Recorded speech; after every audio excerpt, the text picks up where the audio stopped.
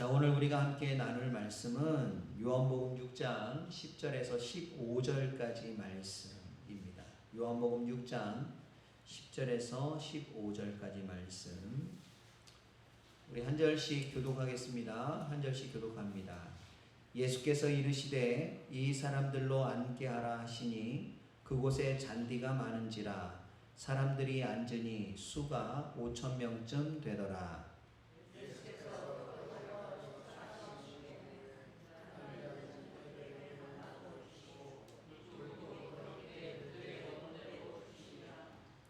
그들이 배부른 후에 예수께서 제자들에게 이르시되 남은 조각을 거두고 버리는 것이 없게 하라 하시므로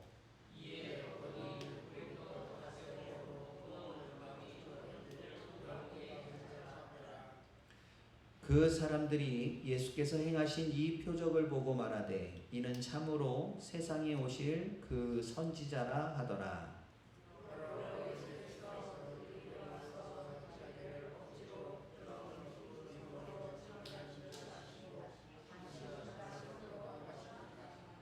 아멘.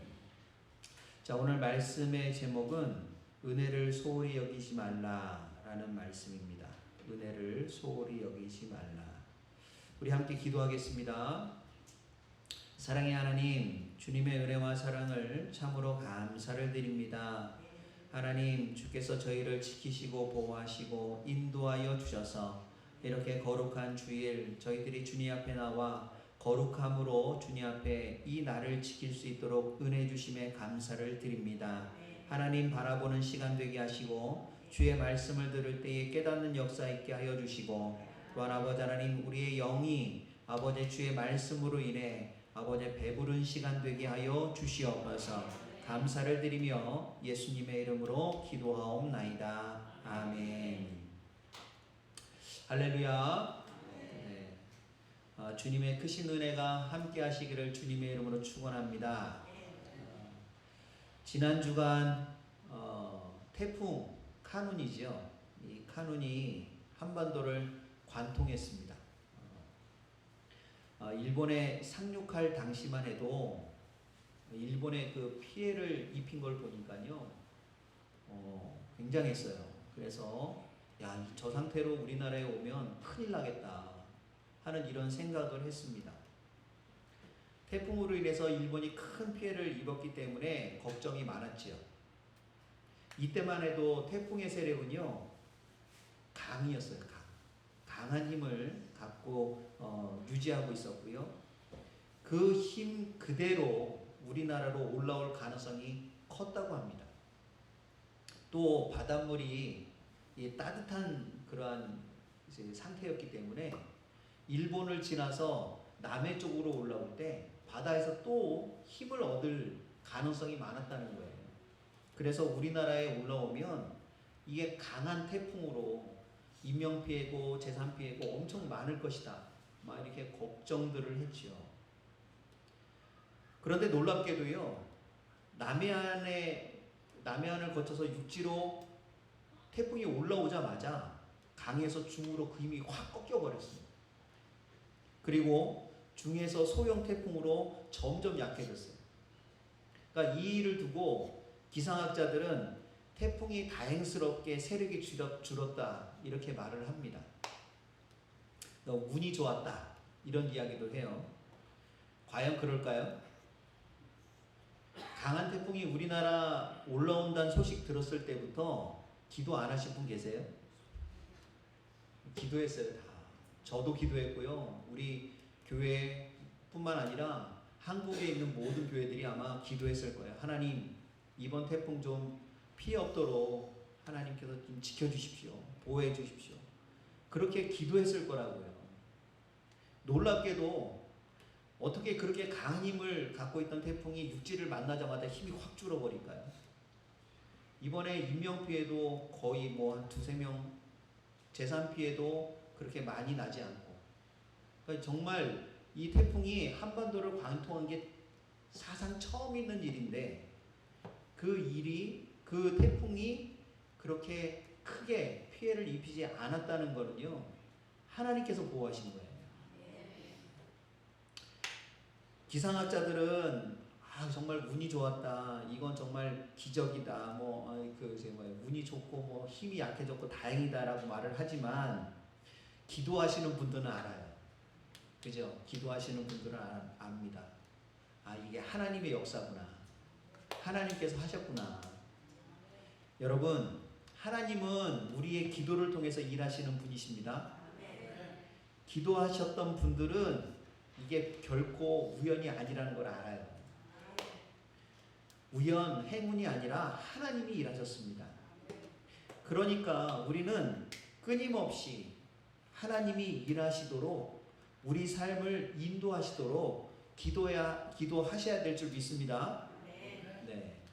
오늘 본문은 예수님께서 보리떡 5개와 물고기 2마리로 남자만 5,000명, 그러니까 여인들하고 아이들까지 모두 합치면 작게 잡아도 1만 명이에요. 1만 명. 이 많은 사람들을 먹이신 사건입니다. 11절 말씀을 보면요.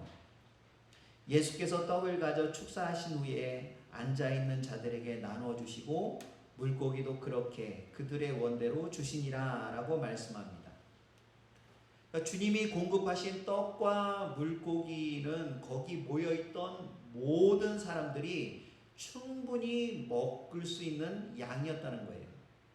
여기서 보면 그들의 원대로 주시니라 이렇게 말씀하고 있어요.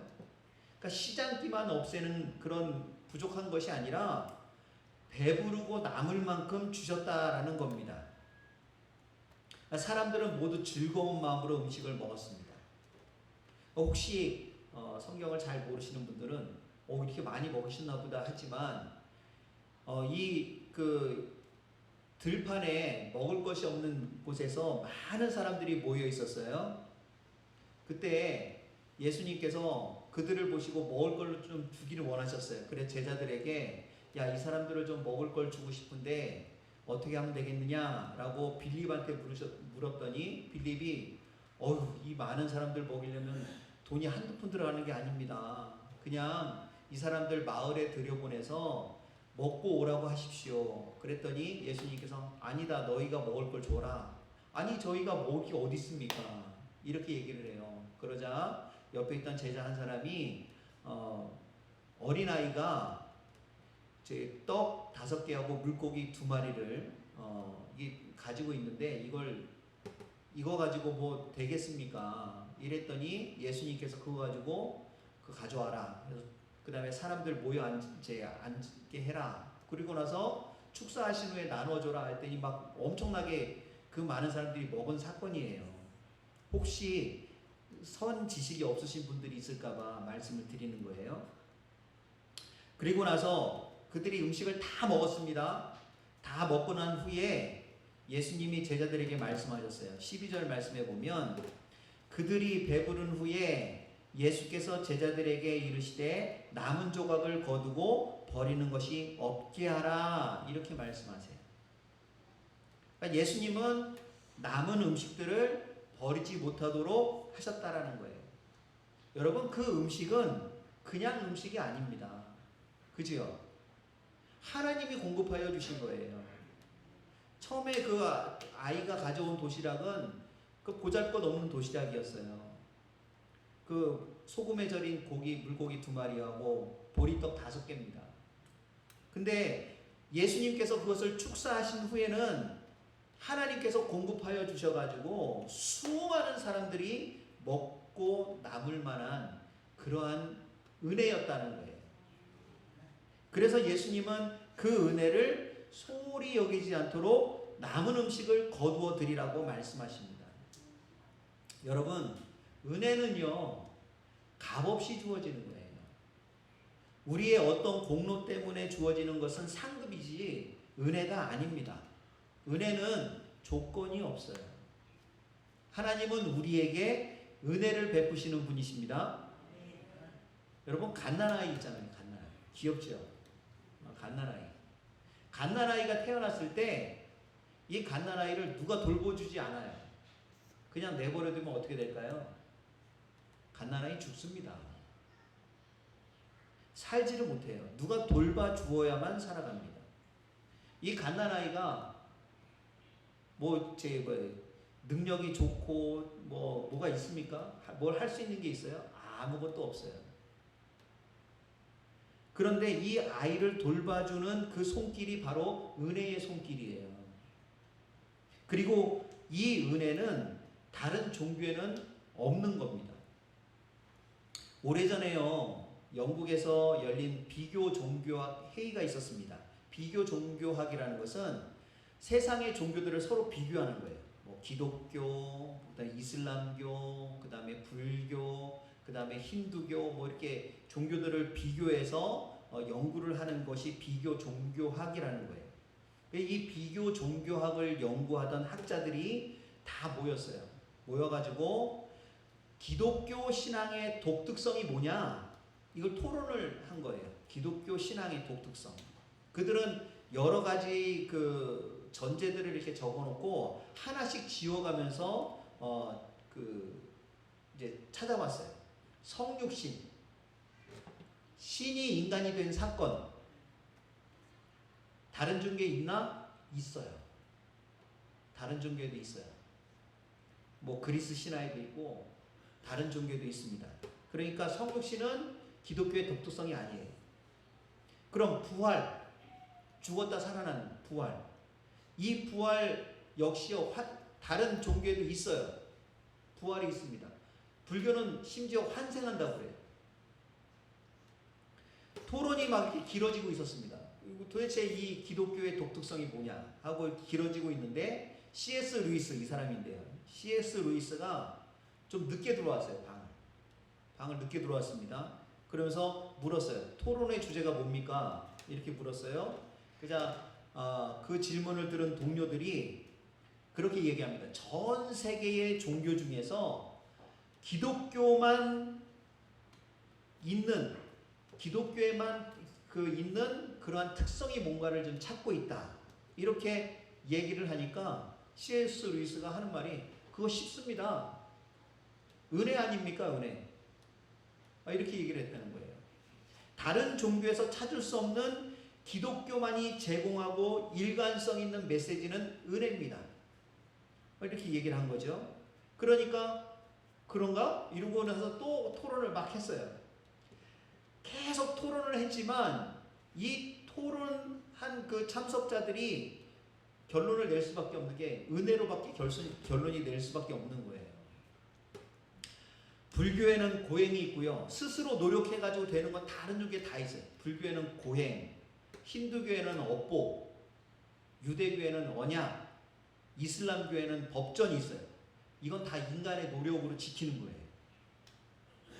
그런데 하나님께서 자기의 사랑을 가지고 무조건적으로 은혜를 주시는 것은 기독교밖에 없다는 거예요. 우리가 뭘 잘해서가 아니라 하나님께서 직접 찾아오셔가지고 우리를 구원해 주시고 우리에게 은혜를 베푸신 것은 기독교 신앙밖에 없다는 겁니다. 그래서요, 우리는 은혜가 아니면 살아갈 수가 없어요. 은혜가 아니면 하나님 앞에 설 수가 없습니다. 근데 사람은 참 이상하죠? 사람은요, 같은 은혜를 여러 번 경험하면 고마움을 잊어버린대요. 누구나 다 그렇대요. 같은 은혜를 여러 번 경험하면 그것이 당연한 줄 안다는 거예요. 자녀를 키울 때 가장 속상할 때가 언젠가요? 어느 날 훌쩍 커버린 녀석이 와가지고는 이런 말을 합니다. 갑자기 이런 말을 해요. 나 왜 낳았어? 나에게 해준 게 뭐가 있는데? 그러면 어떤 마음이 들죠? 당장 짐 싸라. 그죠? 그런 말이 막 여기까지 이렇게 올라오지 않습니까? 너 당장 짐 싸. 나가. 이러고 싶지 않습니까? 제가 어릴 때요, 많이 아팠대요. 제가 지금은 이렇게 튼튼하지만 어릴 때는 약했었나 봐요. 그러면 밤에 열이 펄펄 나잖아요. 펄펄 나면 할머니하고 어머니가 막 우리 아이 살려달라고 그냥 막 동네방네 닫혀있는 그 병원 문을 막 두들기고 막 우리 아이 좀 살려달라고 막 그랬었대요. 그때는 응급실이 없었으니까요. 저도 이제 부모가 돼서요. 제가 밤을 좀 잘 못 새요. 밤새는 걸 잘 못해요. 근데 제 아이가 아프니까 밤이 새워지더라고요. 아이 옆에서 밤새 지켜보면서 물수건 갈아가며 그 아이 그 간호하느라고 밤 새워봤습니다. 그렇게 고생하면서 아이를 키워놨더니 하는 말이, 부모라면 당연히 그래야 되는 거 아니야? 저희 아들이 그랬다는 게 아니고요. 만약에 그렇게 얘기하면 여러분 당장 뭐라고 하실 것 같아요? 야, 호적 파. 호적 파, 오늘 끝날. 이러지 않겠습니까? 근데 또 아이를 키우면서 가장 뿌듯할 때가 언제인 줄 아십니까? 어느 날 아들이 용돈을 들고 와서는 키워주셔서 감사합니다 라고 말할 때 아니에요? 여기서 중요한 건 용돈이라는 거예요. 역시 오고 가는 현찰 속에 싹 트는 사랑입니다. 그죠? 하나님의 은혜는 귀한 것입니다. 그런데 그 은혜를 여러 번 경험하다 보니까 고마움을 잊어버리고 있는 것이 아닌지 돌아봐야 한다는 거예요. 박정근 목사님이 쓴 날마다 은혜의 사람으로 라는 책에 이런 내용이 있습니다. 성경을 보면 금 1만 달란트 빚진 사람이 있습니다. 오늘날 화폐 단위로 환산을 하면 몇백억 대예요. 몇백억. 이 몇백억 대는 아주 큰 금액입니다. 이 빚은 도대체 갚을 수 있는 빚이 아니에요. 그만큼 큰 빚이에요. 그런데 주인이 불쌍히 여겨서 이 몇백억이나 되는 빚을 탕감해 주었습니다. 이 사람은 그 빚을 탕감받고 나서 밖으로 나가다가 자기에게 100데나리온 빚진 자를 만납니다. 오늘날로 환산하면 몇백만 원 정도 돼요. 빚을 탕감받은 자가 빚진 사람을 만나니까 빚을 갚으라고 합니다. 빚을 갚으라고. 그러니까 이 사람이 지금 내가 돈이 없으니까 갚을 테니까 좀 봐달라 라고 얘기하니까 그런 거 없다고 이 사람을 그냥 끌고 와서 그냥 유치장에 넣어버렸어요. 넣어버리니까 주인이 그 소식을 들은 거예요. 노발대발해가지고 그를 다시 불러옵니다. 그를 다시 부르고는 말을 해요. 내가 너에게 수백억의 빚을 탕감해 주었거늘 너는 몇백만 원의 빚도 탕감해 줄 수 없더냐? 라고 책망을 하면서 그 사람을 감옥에다 집어넣어 버렸습니다. 여러분, 왜 그 사람이 빚을 탕감해 주지 못했을까요? 자기는 빚을 탕감받았는데 왜 몇백만 원 빚진 사람을 용서를 못했을까요? 이유는 하나입니다. 자신이 얼마만큼의 빚을 주인에게 탕감받았는가를 느끼지 못하는 거예요. 아마도 어쩌면 주인을 믿지 못했을 수도 있어요. 주인이 수백억 원 탕감해 준다고 했을 때 그가 저거 거짓말이네 라고 받아들이지 않는 거죠. 그 은혜가 얼마나 큰지 마음으로 느껴보지를 못한 거예요. 그래서 그는 나가자마자 몇백만 원 빚진 사람을 용서하지 못했다라는 얘기입니다. 여러분, 하나님의 은혜에 감사합니까? 이거 아멘 소리가 작으시네요. 여러분, 하나님의 은혜에 감사하십니까? 아멘. 주님이 우리에게 베풀어 주신 그 은혜를 소홀히 여기지 말라는 것을요, 오늘 이 말씀을 통해서 보여주고 계시는데, 음식을 거두어 드림으로써 보여주고 계시는 거예요. 생각해 보세요. 들판에서 밥을 먹었어요, 사람들이. 보리떡을 먹고 생선을 먹었습니다. 그 사람들이 뭘로 먹었을 것 같아요? 손으로 먹어요. 손으로 먹는데 이 손을 먹으면서 어떻게 먹었을까요? 했을 거 아니에요. 그죠? 손으로 먹으면서 자기 손 빨았을 거 아니에요. 손가락. 근데 제자들이 남은 것을 거두러 이렇게 돌아다녀요. 그러니까 자기가 먹다 남은 거 또 손가락으로 집어서, 손으로 집어서 줬을 거 아닙니까? 그럼 그 걷어들인 남은 음식은 다시 먹을 수 있을까요? 또 손 이렇게 다 이렇게 침 바른 건데.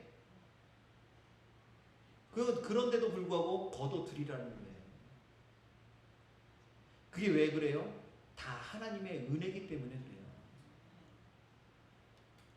우리는 날마다 은혜를 입고 사는 사람들입니다. 우리가 하나님의 공동체로서 한 몸을 이루어서 은혜를 서로 받고 주고 사는 거예요.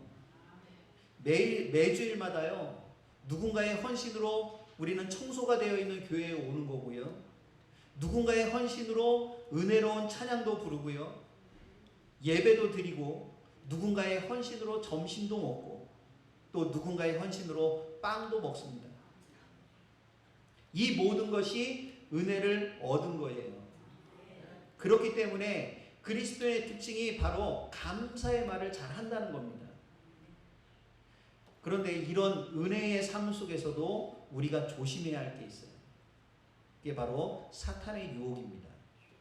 14절 15절 말씀 보겠습니다. 14절 15절 말씀 보면 그 사람들이 예수께서 행하신 이 표적을 보고 말하되 이는 참으로 세상에 오실 그 선지자라 하더라. 그러므로 예수께서 그들이 와서 자기를 억지로 붙들어 임금 삼으려는 줄 아시고 다시 혼자 산으로 떠나가시니라 라고 말씀하세요. 예수님께서요, 세례 요한에게 세례를 받은 직후에 광야로 들어가셔서 40일 금식하시고 사탄의 시험을 받으셨습니다. 첫째 시험이 뭐였죠? 돌이 떡덩이가 되게 하라 라는 시험을 받으셨거든요. 두 번째 시험은 성전 꼭대기에 올려다 놓고는요, 뛰어내리라는 거예요. 뛰어내리라. 뭐라고 사탄이 얘기하냐면 네가 하나님의 아들이거든 여기서 뛰어내어 보아라. 성경에 기록하기를 하나님이 너를 위하여 자기 천사들을 명하실 것이다. 그리고 그들이 손으로 너를 떠받쳐서 너의 발이 돌에 부딪히지 않게 할 것이다 라고 하였습니다. 뛰어내려서 천사들이 예수님을 바치는 그게 뭐가 그렇게 중요하길래 그것을 가지고 시험을 할까요? 예수님이 다치지 않는 게 시험이었을까요? 아니에요. 예수님이 다치지 않는 게 시험이 아니라 예수님이 성전에서 뛰어내리면 천사들이 다치지 않도록 예수님을 떠받칠 것이고 그 모습을 누가 봐요? 이스라엘 사람들이 보는 거예요. 사람들이 보는 거예요. 사람들이 그 모습을 보고 이야 메시아가 나타났구나. 저분이 메시아구나. 천사들이 저렇게 떠받치는 거 보니까 저분이 메시아구나. 예수님을 높일 거라는 거예요. 예수님이 그렇게 성전에서 뛰어내렸는데도 불구하고 안 다치고 천사들이 호위하는 걸 보고 메시아가 나타났다. 사람들이 막 환호할 거라는 거죠. 이 말은 뭐냐면 사람들 앞에서 유명해지라는 거예요. 사람들 앞에서 높임을 받으라는 거예요. 근데 예수님께서 5,000명을 먹이시고 나니까 사람들은 예수님이야말로 우리의 문제, 먹고 사는 문제, 경제적인 문제, 그거를 해결해 주실 분이구나. 저 사람을 왕으로 삼아야 한다고 주장을 했어요. 이 모습을 보고 제자들이 신이 났습니다. 굉장히 들떴어요. 드디어 때가 됐구나. 드디어 때가 왔구나. 사람들이 예수님을 왕으로 삼아야 한다고 떠들었을 때 제자들은 그때가 다. 이때다. 이때다. 이렇게 생각을 했을 거예요. 그런데 그때가 사탄의 유혹이라는 거죠. 사탄은요, 끊임없이 예수님 주위를 서성이면서 예수님을 넘어뜨리려고 하는 거예요. 예수님은 이 사실을 잘 알고 계셨습니다. 사람들이 예수님을 왕으로 삼아야 한다는 주장을 막 하고 거기에 사람들이 막 동조를 하고 막 사람들이 예수님께 몰려오자 예수님께서 얼른 그들을 피해서 산으로 올라가셨어요.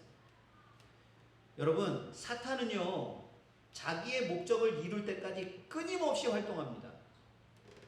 결코 쉬는 법이 없어요. 그만큼 끈질기다는 거예요, 사탄은. 한 사람이라도 더 넘어뜨리려고 하나님의 사랑으로부터 끊어내려고 아주 틈을 노립니다. 여러분, 5,000명을 먹이신 놀라운 은혜의 현장이고 사역이었어요. 그런데 사탄은 그 틈을 노려서 사람들을 막 선동하는 거예요. 저 예수를 왕으로 삼자. 이스라엘 왕으로 삼자. 그러면 먹을 것이 해결된다. 경제 문제가 해결된다. 우리도 로마처럼 강한 나라가 될 수 있다. 그러니 저 예수를 왕으로 삼아라. 제자들은 사람들의 모습을 보면서 야, 예수님이 왕이 되면 나 국방장관 할 거야. 나는 재무장관 할 거야. 나는 비서실장. 그래, 너는 친위대장 해라. 제자들이 막 서로 이렇게 생각하고 있지 않았을까요? 그런데 예수님은 그 자리를 피하셔서 산으로 올라가셨어요. 예수님을 무너뜨리고 하나님의 나라를 무너뜨리고 구원의 놀라운 계획을 무너뜨리기 위한 이 사탄의 치밀한 계획을 아셨기 때문입니다. 여러분, 성공했다고 생각하는 그 자리가 넘어지기 가장 쉬운 자리라는 것을 잊지 마시기를 바랍니다. 우리가 신앙적으로도 막 은혜가 충만할 때가 사탄이 제일 많이 침투할 때예요. 우리 마음 가운데 섭섭한 마음을 심어주고 우리 마음 가운데 욕심을 가져오고 우리 마음 가운데 교만을 가져와요. 은혜를 한참 받았는데 야, 나는 좀 특별해 하나님 앞에. 그런 교만한 마음을 우리한테 심어주는 거예요. 그러니까 목사님도 하찮게 보이고 기도 안 하는 성도들도 하찮게 보이기 시작하는 거예요. 목사가 기도도 저거 뭐야? 나는 3시간씩 하는데 목사는 기도 1시간밖에 안 하고, 나는 교회에서 이렇게 헌신하는데 나처럼 헌신하는 사람 있으면 나와봐. 이런 마음이 들어가요. 사탄이 제일 은혜가 풍성할 때 사탄의 시험이 가장 큰 거예요. 여러분, 경계하셔야 돼요. 사탄은요, 끊임없이 우리 주변을 돌아다닙니다. 삼킬 자를 찾고 있습니다. 그래서 성경은 우는 사자와 같이 삼킬 자를 찾는 사탄을 경계하라고 말씀하시는 거예요. 사탄은 자꾸 우리의 옛사람을 자극해요. 우리로 하여금 섭섭한 마음이 들게 하고 시기하게 만들고 나쁜 생각하도록 만듭니다. 그러니까 우리 안에 뭐가 없어요? 평안이 없어요. 용서하지 못하게 만들어요. 별것 아닌 말도 나의 막 신경을 자극하는 말로 들려요. 그냥 지나가면서 웃으면서 그냥 한마디 던진 게 나한테는 상처가 돼서 막 오늘 보기 좋네요 그랬더니 그 이야기를 듣고는 뭐야, 내 옷에 뭐 문제 있나? 내 옷에 뭐가 있나? 왜 저런 눈으로 쳐다보지? 뭐 이러면서 섭섭한 마음이 막 들어가요. 그럴 때 없으셨어요? 그 모든 것들이 뭐냐면 사탄이 주는 시험이라는 것을 우리가 자꾸 잊어버리는 거예요. 여러분, 우리 마음의 평안을 없애는 것이 사탄의 전략입니다. 우리 마음의 기쁨을 앗아가는 것이 사탄의 전략입니다. 그렇기 때문에 사탄의 전략에, 사탄의 꾀임에 빠지지 마시고 사탄이 공격할 때에 그 사탄에 대해서 대적하는 우리 모두가 되기를 바랍니다. 예수님은요, 사람들이 그렇게 몰려오니까 그 자리를 피하셨어요. 여러분, 시험의 자리, 죄의 자리는 얼른 피하시기를 바랍니다. 말씀을 정리하겠습니다. 오늘 말씀처럼 우리는 하나님의 은혜를 소중히 여겨야 됩니다. 매일매일 주시는 은혜라고 해서 여러분 무감각해지지 마시기 바랍니다. 내일은 또 아침 해가 뜨겠지. 아니요. 내일 안 뜰 수도 있어요. 안 뜰 수도 있어요. 내일은 또 오늘 하루, 오늘처럼 또 살아가겠지. 아니요. 어떻게 될지 몰라요. 어떻게 될지 몰라요. 제가 그 울산에서 교통사고 난 걸 봤거든요. 그 유튜브 영상에 뭐 교통사고 난 게 올라왔더라고요. 버스가 이렇게 신호받고 서 있는데 택시가요, 전기차 택시입니다. 전기차 택시. 그냥 달려와서 버스 앞을 갖다 들이받았어요. 버스가 서 있다가 이렇게 90도로 휘어졌어요. 그 충격이. 택시 앞에는 완전히 반파가 돼가지고 택시기사는 그 자리에서 사망했어요. 그분이 60대 된 택시기사래요. 그분은 택시를 평생 하신 분이에요. 그러면 운전에는 베테랑 아닙니까? 근데 전기차가 말을 안 듣는 거예요. 오늘은 갑자기 브레이크가 안 들어요. 이 핸들도 조정이 안 돼요. 핸들이 조정됐다면 피했겠죠. 핸들도 조정이 안 되고 브레이크도 안 되니까 그냥 와서 들이받은 거예요. 뒤에 있는 승객 2명도 중상을 입고. 그런 일이 언제 일어날지 모르는 거예요.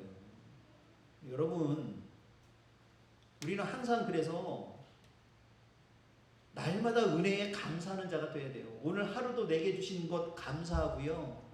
오늘 아침 태양이 뜬 것도 감사하고, 태풍이 무사히 지나간 것도 감사하고, 하나님께서 나에게 먹을 수 있는 힘과 예배드리러 나올 수 있는 힘을 주신 것도 감사하셔야 됩니다. 그리고 두 번째는 사단이 언제든 우리를 유혹하고 공격할 수 있다는 것에 우리가 깨어 있어야 된다는 거예요. 사탄이 나를 넘어뜨릴 수 있구나. 나에게 섭섭이를 줄 수 있겠구나. 나에게 교만한 마음을 줄 수 있겠구나. 거기에 대해서 깨어 있어야 거기에 넘어가지 않을 수 있습니다.